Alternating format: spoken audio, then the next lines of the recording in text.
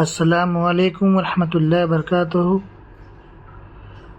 بہت ہی بہترین انداز میں عوام کو سمجھانے کی کوشش کی ہے حضرت مولانا فاروق خان رضوی نے۔ پہلی کے بغور سننا آپ سے گزارش ہے کہ ویڈیو پورا دیکھیں اور زیادہ سے زیادہ شیئر کی کریں۔ حیثیت سامعین کی نہیں بلکہ ایک منصف کی، ایک جج کی حیثیت ہے۔ فیصلہ آپ کو کرنا ہے۔ آج نہ میں مقرر ہوں نہ میں آج کوئی خطاب کر رہا ہوں، در حقیقت میں مدعی ہوں، ایک مدعا لے کے آپ کی عدالت میں، جس عدالت کے آپ جج ہے، حاضر ہوا ہوں۔ مقدمہ آپ کے سامنے ہے، فیصلہ آپ کو کرنا ہے۔ اعوذ باللہ من الشیطان الرجیم، بسم اللہ الرحمن الرحیم۔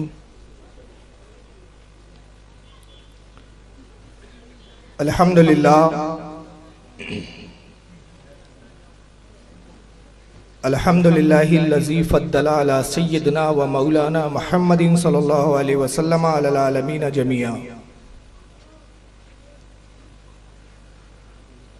وَأَقَمَهُ يَوْمَ الْقِيَامَةِ لِلْمُذْنِبِينَ الْمُتَلَوِّثِينَ الْخَطَائِينَ الْحَالِقِينَ شَفِيعًا،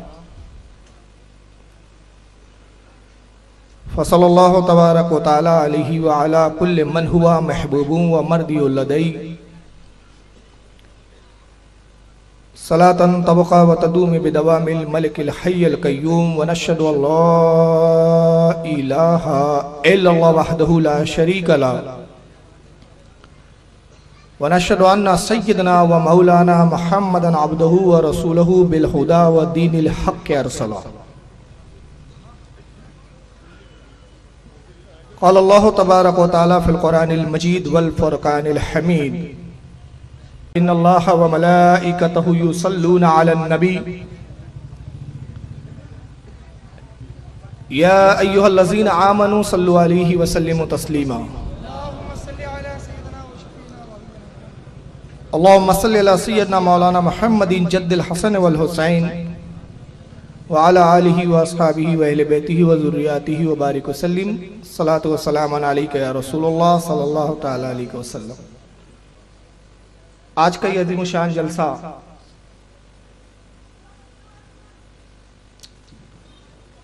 اس کا عنوان تو ابھی میں نہیں بیان کروں گا، عنوان آپ کو طے کرنا ہے۔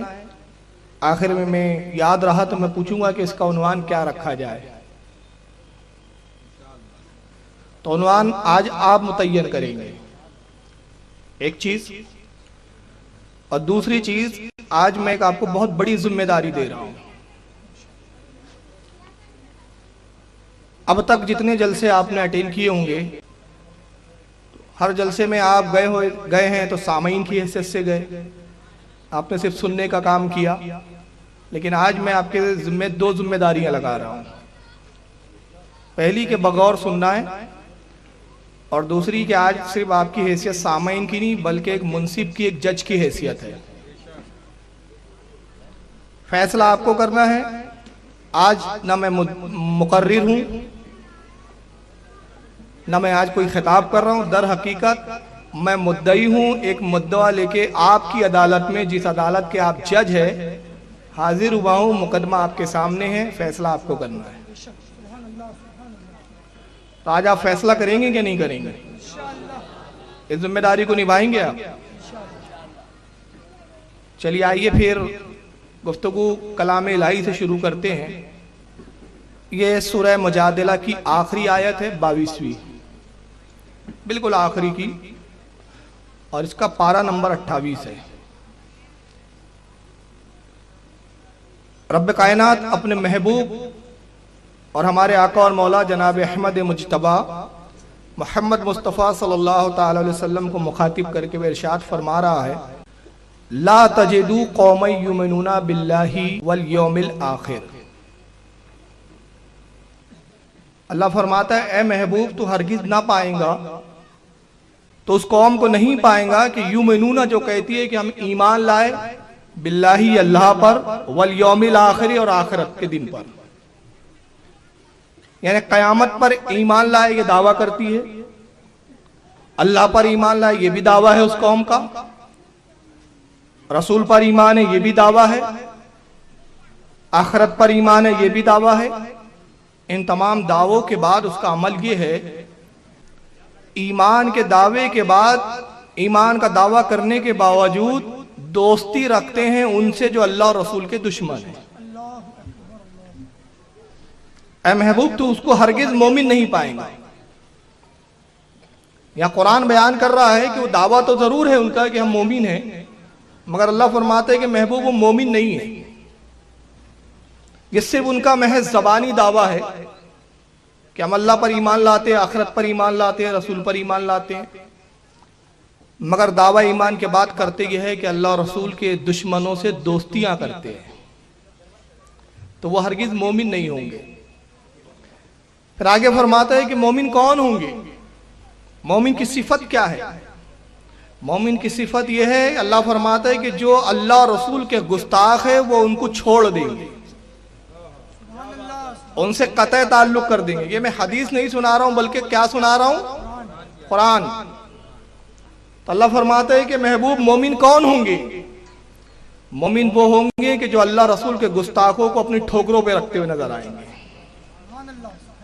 اور جب وہ گستاخ رسول کو دیکھیں گے، اللہ کے گستاخ کو دیکھیں گے، تو وہ اس بات کی نہیں پرواہ کریں گے وَلَوْ قَانُوا آبَاءَهُمْ اَوْ أَبْنَاءَهُمْ، اگر وہ گستاخ ان کے باپ ہو، اگرچہ ان کے بیٹے ہو، او اخوانہم، ان کے بھائی ہو، او عشیرتہم، چاہے ان کے کتنے ہی عزیز ترین رشتہ دار کیوں نہ ہو، اگر گستاخ خدا اور گستاخ رسول ان کی اولاد ہے تو وہ اپنی اولاد کو چھوڑ دیں گے، اپنی اولاد سے قطع تعلق کر لیں گے، ان کے باپ ہو ان کو چھوڑ دیں گے، ان کے بھائی اگر گستاخ اللہ رسول ہے تو وہ اپنے بھائیوں سے قطع تعلق کر لیں گے۔ عشیرتہم، کتنے ہی قریبی، کتنے ہی قریبی، کتنے ہی عزیز ہو، ان کو چھوڑ دیں گے، ان سے تعلق قائم نہیں کریں گے، ترک کر دیں گے ان کے تعلق۔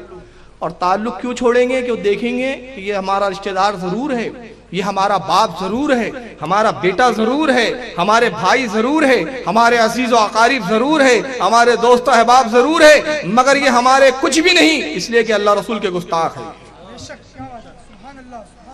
اور صحابہ اکرام کا ایمان یہی تھا، جب وہ رسول اللہ پر ایمان لائے، اللہ پر ایمان لایا، اور جب انہوں نے اللہ وحدہ لا شریک کی الوہیت کا اور رسول کی رسالت کا اقرار کر لیا، تو ایسے مستحکم ایمان کے ماننے والے ہوئے، ایسے مستحکم ان کا ایمان ہوا کہ انہوں نے جنگ بدر میں دکھایا، صرف زبان سے دعوے نہیں کیے۔ اللہ فرما رہا ہے کہ وہ دعویٰ کرتے ہیں، اللہ رسول پر ایمان لائے، آخرت پر ایمان لائے، مگر اللہ رسول کے دشمنوں سے دوستی کرتے ہیں۔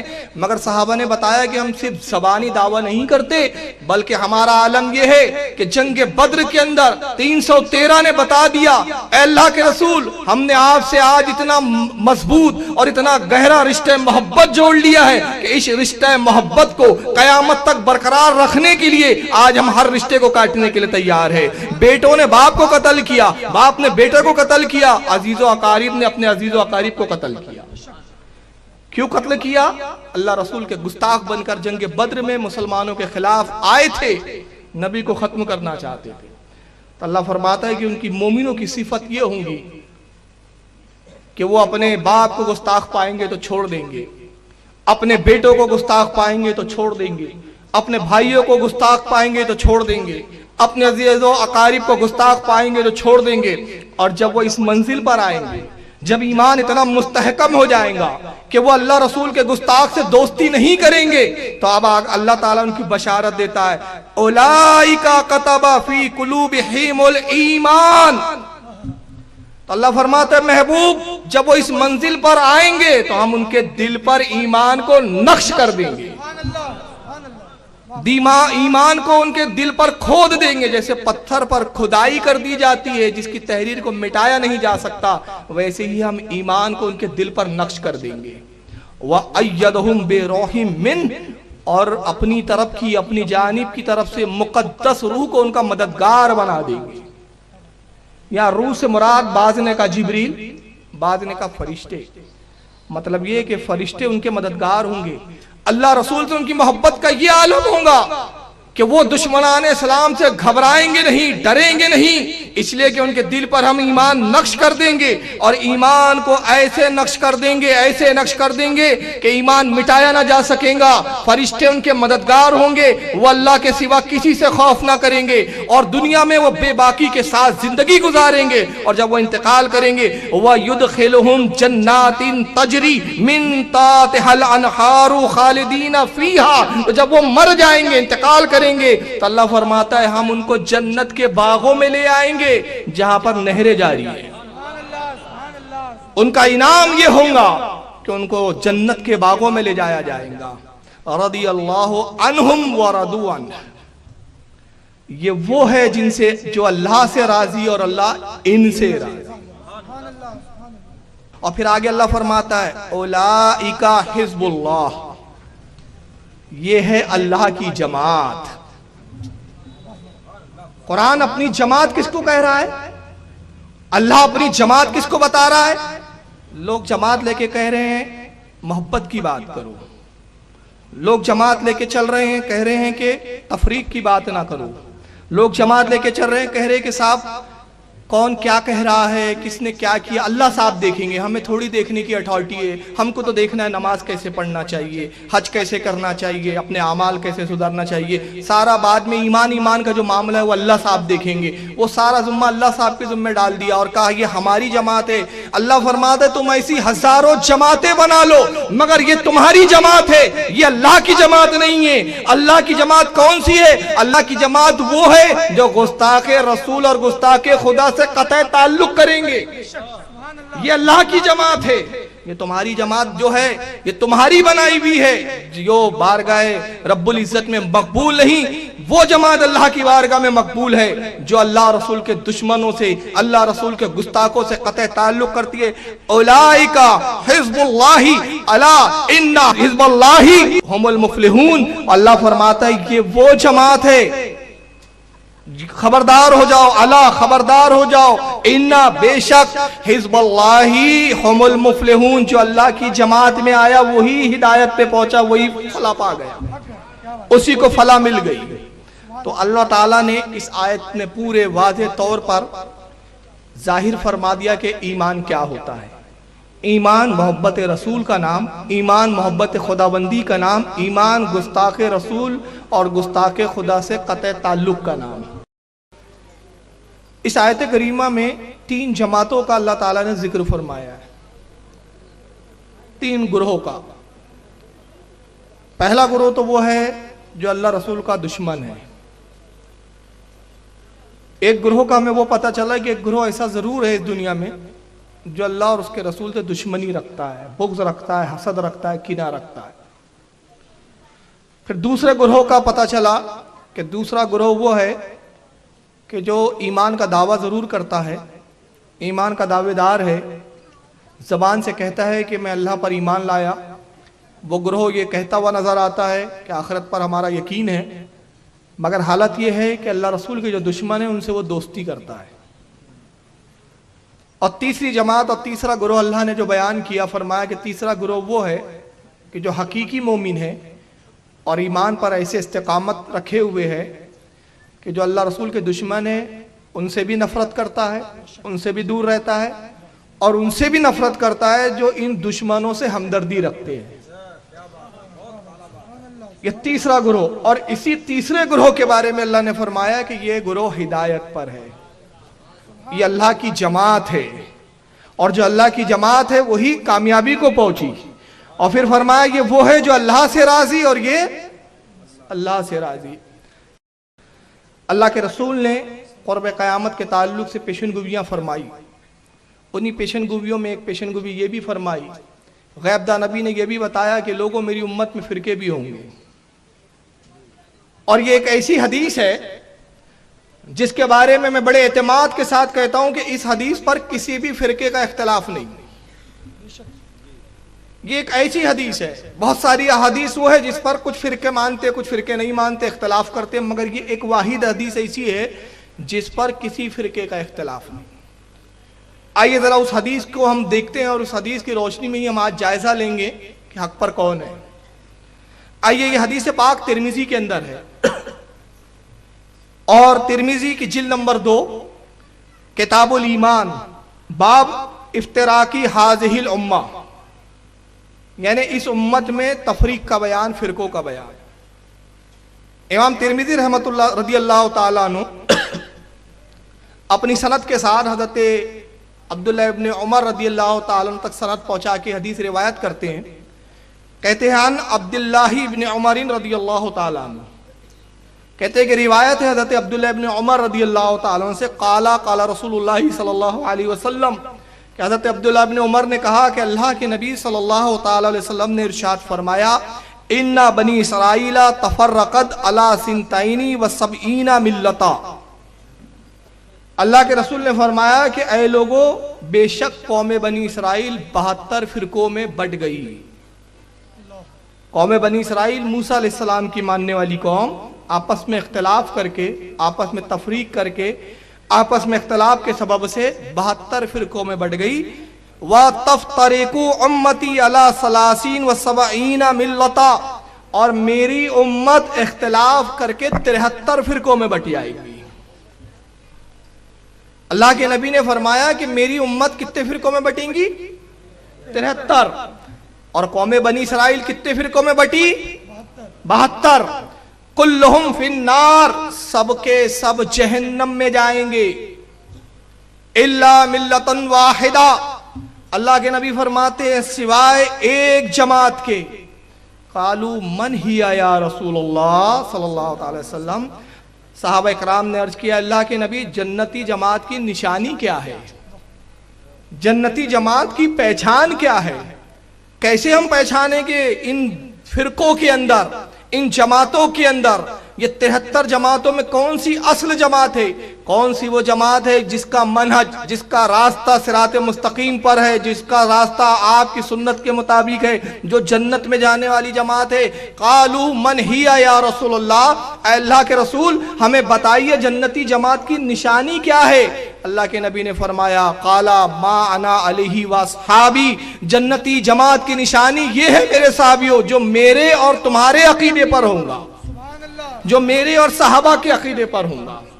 اب ذرا اس حدیث کو آپ دیکھیں، پہلے اس کی کچھ تخاریج میں بتا دوں کہ اس کو اور بھی محدثین نے لکھا، جیسے امام نسائی نے، امام ابن ماجہ نے، امام ابو داؤد نے، متعدد محدثین نے اس حدیث کو روایت کیا، اور امام ترمذی نے فرمایا یہ حدیث صحیح اور حسن ہے۔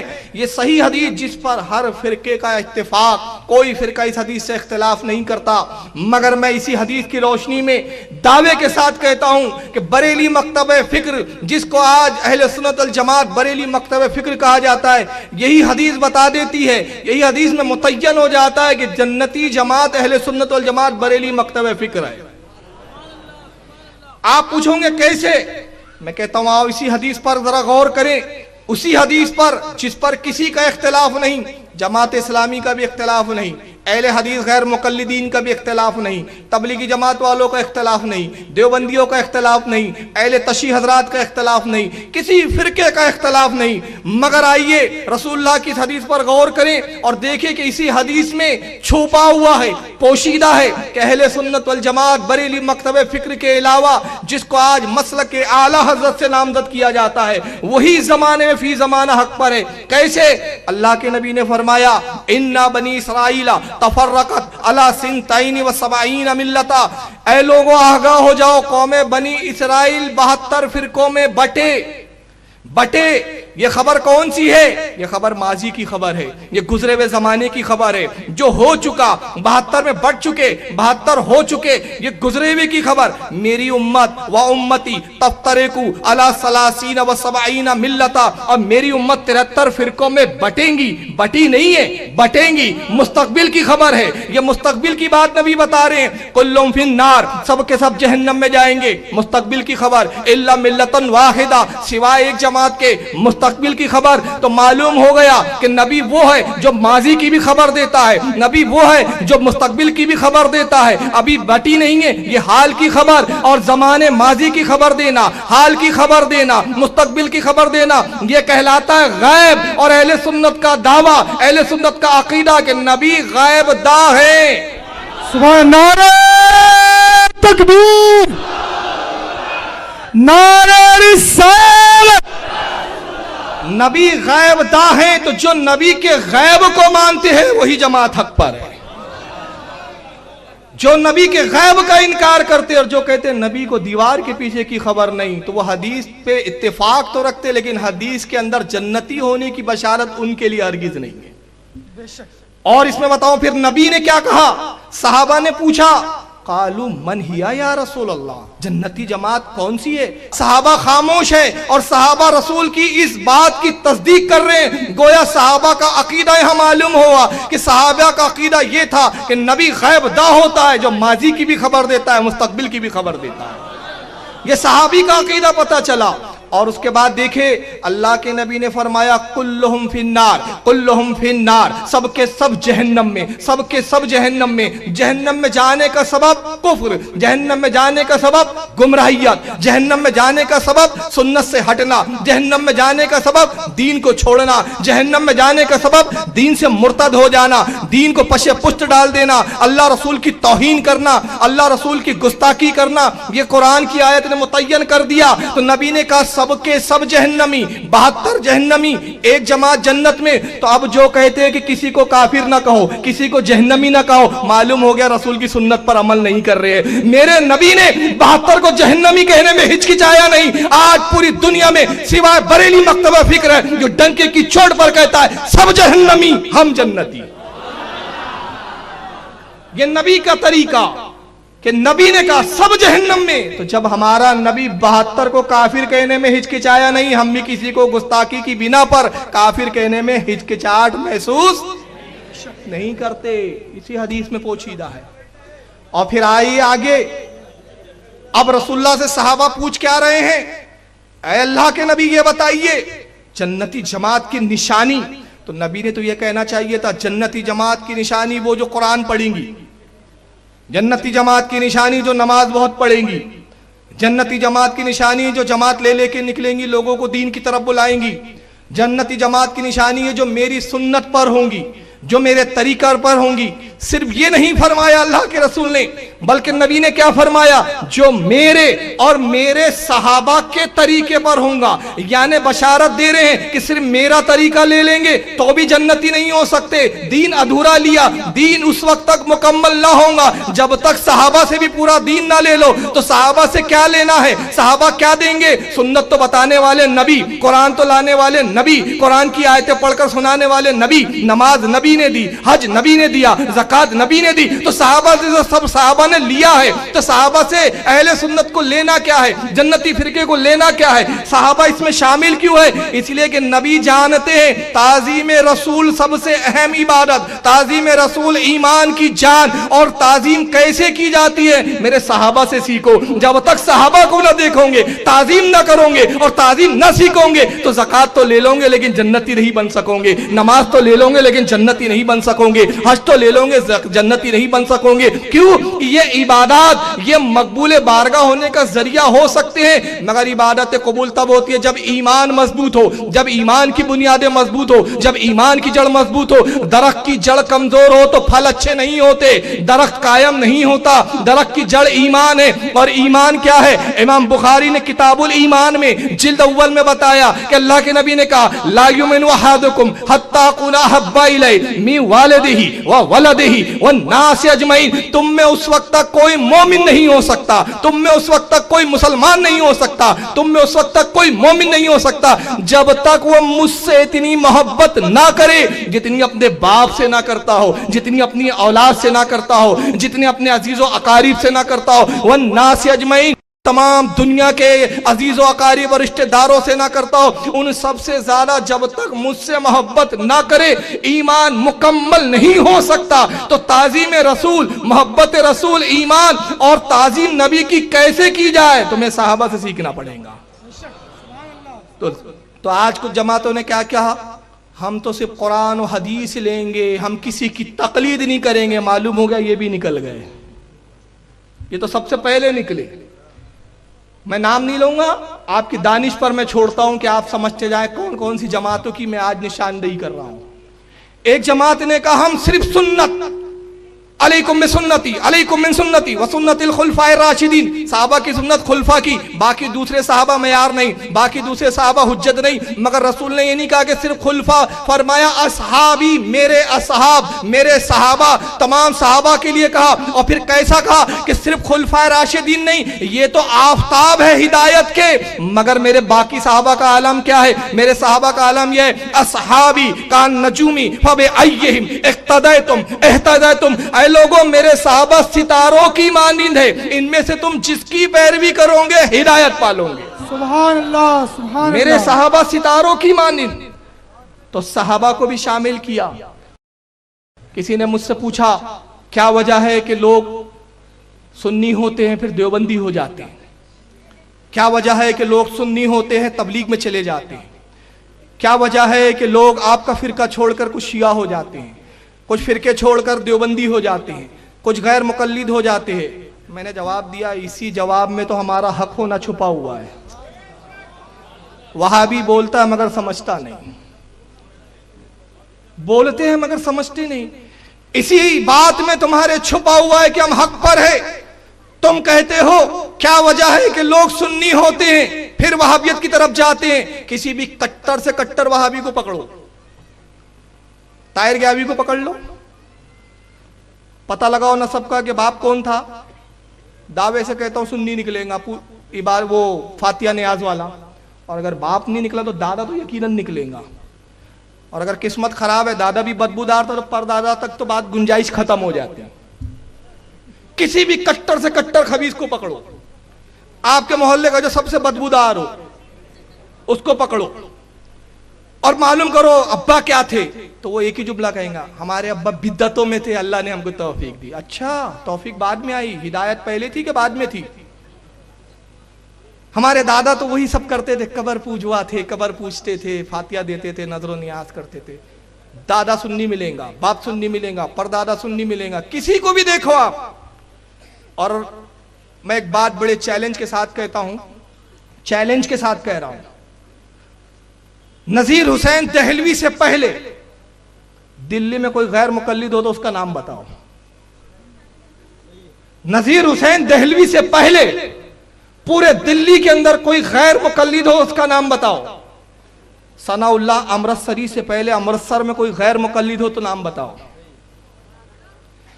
मोहम्मद जूनागढ़ी से पहले जूनागढ़ में कोई गैर मुकल्लिद हो तो नाम बताओ।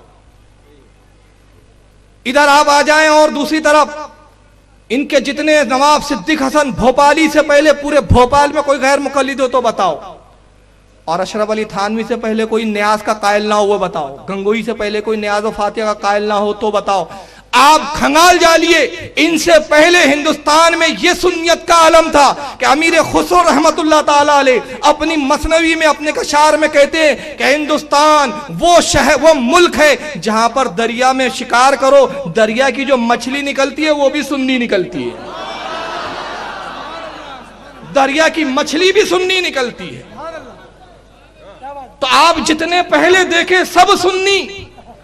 अब तुम खुद कहते हो कि जमातें अब बनी, लोग जमात में जा रहे हैं। मैंने कहा इसी जुमले में हक्कानियत छुपी है। तुमने कहा क्या वजह है लोग देवबंदी होते हैं, क्या वजह है, कहां कमजोरी है? ये कमजोरी देखना हमारे और हमारे उलमा का काम है कि हम देखें कि कमजोरी क्या है, कहां कमजोरी की जिसकी बिना पर लोग तुम्हारी बदबूदार जमात में जा रहे। मगर तुम्हारे सवाल में ये बात छुप आ गई, रोशन हो गया कि तुम खुद कह रहे हो कि ये वहाबी बनते हैं। पहले क्या थे? तो पहले सुन्नी थे, तो जो सुन्नी थे वो असल थे और जो असल से हटे वो फिरका हो गए।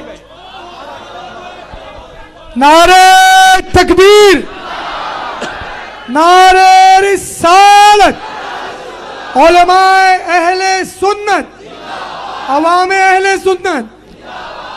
जो हटे वो फिरका हुए। एक बाप की 7 औलाद, 7 बेटों की असल बाप। जो बेटा घर छोड़ के निकल गया तो ये बताओ वो 7वां बेटा गद्दार हुआ कि वो 6 बेटे गद्दार हुए? अजीब मंतिक है। वहाबियत की तरफ तुम जाते हो और वहाबियत की तरफ जाने के बाद सवादे आजम को कहते हैं कि बिद्दती मुशरिक है।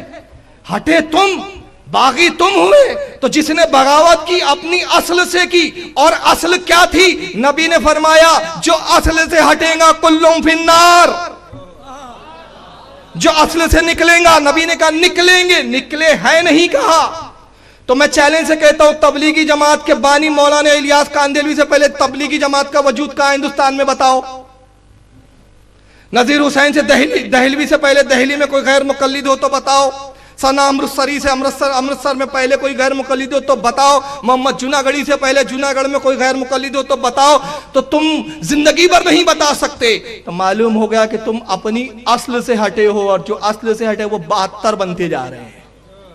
और जो आज तक असलाफ के तरीके पर है, अपने बुजुर्गों के तरीके पर है, हम आज भी उसी तरीके पर है। गरीब नवाज जब हिंदुस्तान तशरीफ लाए थे, नबी के हुक्म से आए थे, अपनी मर्जी से नहीं आए थे। नबी ने भेजा, ईमान में हमको दाखिल करवाया गया। हमारे जद्दे आला ना उस वक्त गरीब नवाज से हटे थे, ना आज हम आज हटे हैं। तो कल भी असल गरीब नवाज थी। 800 साल पहले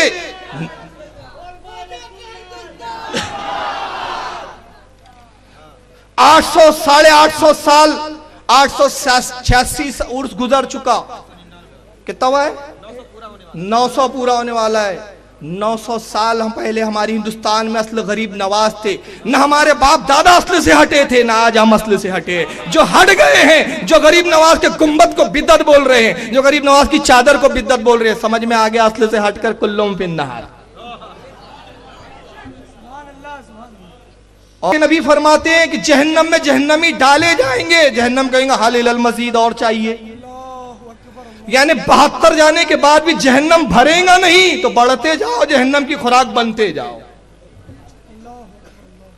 तो बहरहाल बात बहुत फैल गई, मैं समेटना चाहता हूं, कहना बहुत कुछ है। तो यह हदीस वाजे कर रही है कि 72 जहन्नम में जाएंगे, एक जन्नत में। और पहचान जो साहबा के अकीदे पर होंगे और जो नबी के अकीदे पर होगा। नई बस्ती निजामुद्दीन दिल्ली में एक जमात कायम की गई। मैं बहुत शॉर्टकट में आ रहा हूं, तमहीद को अब ज्यादा नहीं फैलाने का वक्त है। दावा यह किया गया उस जमात को बनाने के बाद कि लोग शिर्क में मुब्तला है, शिर्क से लोगों को बचाना है। लोग बिद्दतों में मुब्तला है, लोगों को बिद्दत से बचाना है। लोग बेराह रवी के शिकार है, उनको राह पर लाना है। लोग नमाजों को तर्क कर चुके हैं, कलमे के मफहूम को नहीं जानते, कलमे को नहीं पढ़ पाते हैं, कलमे को समझते नहीं है, कलमा और नमाज की तरफ लाना है। जमात कायम की मौलाना मोहम्मद इलियास कांदेलवी साहब ने। मौलाना मोहम्मद इलियास कांदेलवी दिल्ली के रहने वाले, इन्होंने जमात कायम की नई बस्ती निजामुद्दीन से। जमात का नाम रखा तबलीगी जमात। अब यहां पे एक बात बड़े गौर से सुने, एक एक चीज का हवाला देने के जिम्मेदार। रुपयों का मैं चैलेंज नहीं करूंगा, इनके पास बहुत रुपया, इनको रुपये की जरूरत बिल्कुल नहीं है। 1 लाख लो, ये लो, वो नहीं। मैं कहता हूं अगर तुम मेरी कोई भी एक बात, एक हवाला भी गलत साबित कर दो तो अपनी गुलामी में मुझे ले लो, तुम्हारी गुलामी करने के लिए तैयार हूं। एक एक हवाला दिखाने के जिम्मेदार। जब तबलीगी जमात के बारे में हमारे यहाँ कोई आलिम बात करते तो ये बड़े सफाई से कह देते हैं, मेरे साथ भी खुद ऐसे मामलात आए कुछ।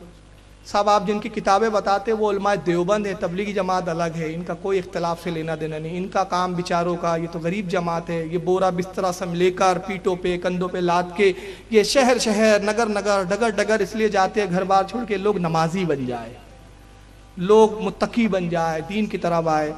जो आप बताते कि फुला मौलाना ने ये लिखा, वो देवबंद के आलिम है, तबलीगी जमात से उनका कोई लेना देना नहीं। मैं कहता हूँ ये किसी आम नवाकिफ मुसलमान को बताइए, कम से कम यहाँ तो नहीं चलेगा। मौलवी इलियास साहब के पीर और मुर्शिद जिनसे वो मुरीद हुए, उनका नाम है मौलाना रशीद अहमद गंगोही। देवबंद से ताल्लुक कैसा जरा जोड़ते जाइए। मौलाना रशीद अहमद गंगोही कौन है? पीर और मुर्शिद है, पीर साहब है किसके? मौलाना इलियास कांदेलवी के। तबलीगी जमात का जिन्होंने निसाब लिखा जो फजाइल आमाल के नाम से छपता है, मौलाना जकरिया साहब, ये मौलाना कासिम नाना तवी के पोते। मौलवी कासिम नाना तवी वो जिनको कहा जाता है कि दारुल उलूम देवबंद के बानी है, फाउंडर है। मौलाना इलियास कांदेलवी साहब जब बड़े हुए तो दारुल उलूम देवबंद के मदरसे में इन्होंने दाखिला लिया। इनके पहले उस्ताद मौलाना महमूदुल हसन साहब, जिनका तर्जमा कुरान छापा भी जाता है। सऊदिया ने भी इनका तर्जमा छापा एक जमाने में। अब आजकल सऊदिया वाले इनको जूते मार रहे हैं। अभी वो वक्त नहीं है, फिर कभी मौका मिला तो बताऊंगा। इनके खिलाफ कुछ सऊदिया में یہ اب ہم کو بولتے ہیں نا، ابھی ایک سوال بھی آیا تھا کہ وہاں کے امام کے پیچھے نماز کیوں نہیں پڑھتے. میں کہتا ہوں ہمارا تو چھوڑیے، اپنی خیر لیجئے. القول البلیغ، یہ سعودیہ کے مفتیوں نے ایک عربی میں کتاب لکھی جس میں ان کو کافر ڈکلیئر کیا ہے تبلیغی جماعت والوں کو، علماء دیوبند کو. اور اعلیٰ حضرت کی کرامت کے قربان، جب اعلیٰ حضرت نے فتویٰ لایا تھا تو انہوں نے سب سے بڑا بہانہ یہ کیا تھا کہ ہماری عبارتوں میں وہ کفریات نہیں ہیں. مولانا احمد رضا خان صاحب نے ہماری عبارتوں کی غلط مفہوم بیان کیے. ان سعودیہ کے عالموں کو، اس زمانے کے جو ترکی سنی عالم تھے، ان بیچاروں کو اردو آتی نہیں تھی. اردو عبارتوں کو عربی میں غلط طریقے سے ڈھالا اور غلط مفہوم عربی میں بتا کر ان سے کفر کا فتویٰ لایا. ہماری عبارتوں کا مطلب نہیں. سعودی نجدی مفتیوں نے کیا کیا؟ خود اردو زبان سیکھی اور انہی عبارتوں پہ حکم کفر لگایا جس پر اعلیٰ حضرت لگا چکے ہیں، وہی کتابوں پہ. تو مطلب یہ ہوا کہ انہوں نے جو اردو سمجھا اور اردو سے جو عربی کیا وہی اعلیٰ حضرت نے کیا تھا. ایک چیز تو ابھی تو ان کا بھی وہاں سے بھی بائیکاٹ ہے، ان کو بھی کافی ڈکلیئر کیا جا رہا ہے. تو بہرحال کسی زمانے میں محمود الحسن صاحب کا ترجمہ سعودیہ نے چھاپا تھا، اب بند کر دیا. محمود الحسن ان کے پہلے استاد مولانا الیاس کاندھلوی کے. ابتدائی تعلیم محمود الحسن سے حاصل کی مولانا مولوی الیاس صاحب نے، اور اس کے بعد جب فارغ ہوئے تو مزید علم کے لیے مولانا خلیل احمد امبیٹھی سے انہوں نے پڑھا. مولانا خلیل احمد امبیٹھی مولانا رشید احمد گنگوہی کے شاگرد. کتنے تعلقات ہو گئے دیوبند سے گہرے. پھر اس کے بعد منظور نعمانی جو تبلیغی جماعت کے بہت بڑے مبلغ اور کارکن بنے. منظور نعمانی دیوبند کے فارغ تھے، مولانا اشرف علی تھانوی کے شاگرد تھے. پوری زندگی اہل سنت سے مناظرہ کرنے گزار دی. یہ سب تعلقات ہے. ابو الحسن ندوی جو ندوۃ العلماء کے بانی تو نہیں تھے، محتمم تھے، ابھی ہمارے علی میاں ندوی بولتے تھے ان کو. ان کا بھی تبلیغی جماعت سے گہرا تعلق رہا. اور سب سے مستند جو کتاب ان کے حالات، مولانا الیاس کی حالات پر مانی جاتی ہے، وہ جناب ابو الحسن ندوی صاحب کی کتاب مولانا الیاس اور ان کی دینی دعوت. اب آئیے مولانا الیاس صاحب جو دیوبند کے تبلیغی جماعت کے جو فاؤنڈر ہے، جس کو تبلیغی جماعت دھو رہی ہے آج، ان کا مقام و مرتبہ دیوبندیوں کے نزدیک کیا ہے، اس کے لیے آئیے پہلی میں کتاب آپ کو پروجیکٹر پہ دکھا رہا ہوں. یہاں پہ ٹیبل پہ ایک ایک کتاب موجود ہے. اعلان کر دوں اگر پروجیکٹر پر شبہ ہو کسی کو بھی تو بعد میں میرے قیام گاہ پر جہاں میں ٹھہرا ہوں وہاں پر آ کر بھی کتاب کو دیکھ کر تصدیق کر سکتا ہے. یہ کتاب کا نام یہ مولانا محمود الحسن صاحب کی کتاب ہے، مولانا الیاس اور ان کی دینی دعوت. آئیے ذرا اس میں دیکھیں کہ ان کا مقام کیا ہے مولانا الیاس صاحب کا. اس کتاب کا صفحہ نمبر 51 52 51 52 51 پہ لکھا جاتا ہے امی بی، یعنی مولانا الیاس صاحب کی نانی امی بی مولانا پر بہت شفیق تھی. فرمایا کرتی تھی کہ اختر، ان کا لاڑ کا نام گھر میں مولانا الیاس صاحب کا کیا تھا؟ اختر. فرمایا کرتی تھی کہ اختر مجھے تجھ سے صحابہ کی خوشبو آتی ہے. کبھی پیٹھ پر محبت سے ہاتھ رکھ کر فرماتی کیا بات ہے کہ تیرے ساتھ مجھے صحابہ کی سی صورتیں چلتی پھرتی نظر آتی ہے. مولانا محمد الیاس صاحب میں ابتدا سے صحابہ اکرام کی والہانہ شان کی ایک ادا اور ان کی دینی بے قراری کی ایک جھلک تھی، جس کو دیکھ کر مولانا محمود حسن ان کے استاد یعنی صاحب رحمت اللہ علیہ شیخ الہند بھی فرمایا کرتے تھے کہ میں جب مولوی الیاس کو دیکھتا ہوں تو مجھے صحابہ یاد آ جاتے ہیں. یعنی ان کی نانی کے بقول مولانا الیاس کاندھلوی جو تھے، یہ صحابہ کی خوشبو آتی تھی ان کے جسم سے، اور ان کی نانی کو ان کے ساتھ صحابہ چلتے پھرتے نظر آتے تھے. تو انڈائریکٹلی بتانا کیا چاہتے، ان کا مقام کیا تھا؟ پھر کیا نبی تھے؟ پیغمبر تھے؟ تو اب چلو اگر پیغمبر نہیں تھے یہ ہمارا غلط قیاس ہے، تو کم سے کم صحابہ کی شان تھی، صحابہ کی شان جھلکتی تھی اور صحابہ کی خوشبو آتی تھی ان سے معاذ اللہ. تو کیا رسول اللہ کے صحابی کے ہم پلہ تھے؟ یہ کتنی بڑی صحابہ کی توہین ہے. جبکہ صحابہ کا مقام کیا ہے؟ اللہ کے رسول فرماتے لوگوں میرے صحابہ کو گالیاں نہ دو، لا تسبوا اصحابی، میرے صحابی کو گالی نہ دو. قسم وحدہ لا شریک کی، میرا کوئی صحابی اگر ایک مد ایک مٹھی جو اللہ کی راہ میں خیرات کرے اور تم احد پہاڑ کے برابر سونا خرچ کر دو تو میرے صحابہ کے مقام کو نہیں پہنچ سکتے. اور یہ تم جو کہتے ہو صاحب ہماری جماعت بڑھ رہی ہے، میں نے کہا بڑھ نہیں رہی اور بڑھیں گی. آپ کس خوش فہمی میں؟ بڑھیں گی اس لیے نہیں بڑھیں گی کیونکہ ہم جانتے ہیں کہ ہمارے نبی کا قول پتھر کی لکیر ہے. ہمارا نبی جھوٹا نہیں ہے، ان کے یہاں تو خدا بھی جھوٹ بولتا ہے میرے پاس کتاب میں کتابیں لائے ہوں، فتاوی رشیدیہ یہاں موجود ہے، اس میں لکھا ہے اللہ تعالیٰ جھوٹ بول سکتا ہے۔ تو تمہارے تو خدا بھی جھوٹ بولتا ہے، ہمارے تو نبی نہیں جھوٹ بولتا، تو خدا کیا بولے گا؟ ارے نبی چھوڑو، ہمارے یہاں کا بزرگ جھوٹ نہیں بولتا، ہمارے یہاں تو اعلیٰ حضرت کبھی جھوٹ نہیں بولے، تو ہمارے نبی کیا جھوٹ بولیں گے؟ تو نبی نے کہا پتھر کی لکیر، تو نبی نے کہا 72 جہنم میں جائیں گے۔ اب 72 کو ایک طرف رکھو اور جنت کو ایک طرف، جنتی کو رکھو، میجارٹی کس کی دکھ رہی ہے؟ 72 کی، اور اتنے بھی ناکافی ہوں گے۔ حدیث پڑھو، بخاری پڑھو، بے عشق محمد پڑھتے ہیں یہ بخاری، آتا ہے بخاری، ان کو بخاری نہیں آتی، بخاری میں اللہ آپ سبھی سے گزارش ہے، یہ ویڈیو بہت محنت سے بنائی گئی ہے، پلیز اسے زیادہ سے زیادہ فیس بک اور واٹس ایپ میں شیئر کریں، چینل کو آگے بڑھانے میں ہماری مدد کریں۔ جزاک اللہ خیر، اور ویڈیو دیکھنے کے لیے آپ کا بہت بہت شکریہ۔